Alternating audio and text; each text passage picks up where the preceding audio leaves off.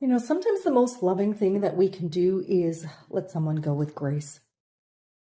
I recently witnessed two young adults, and they were navigating the end of a relationship with a level of honesty and maturity and compassion that it deeply moved me. There was no blame, there was no fighting, no shouting, no resentment. There was no need to make anyone feel like a villain. And one listened to the other openly, compassionately, and they had the courage to speak the truth of what they were feeling with kindness.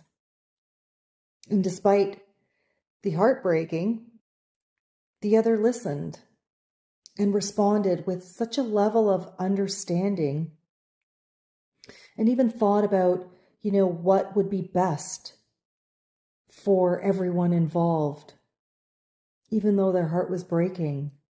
And to me, that's a level of emotional maturity. We don't see enough of that. And these young adults, these souls, these young souls that are here are just, they've got so much to teach us. They're so open. They're so loving. And, love's not measured by how tightly we hold on to something or someone or a situation. Sometimes it's just measured by how gently we can let go. Watching them, it reminded me that, wisdom doesn't always come with age. Sometimes it just comes with a willingness to be honest, to communicate with compassion, and to honor another person's path, even though it hurts us, even though we may not agree or like it.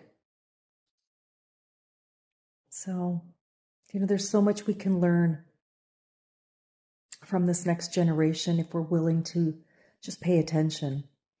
And I just wanted to throw that out there. I know many are navigating some turbulence in their relationships, and I'm sending you all so much love. There's, you can go through any challenge with grace, with compassion.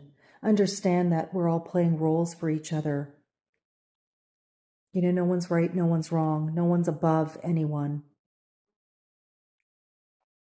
And hopefully that helps. Anyways, I'm sending you all so much love.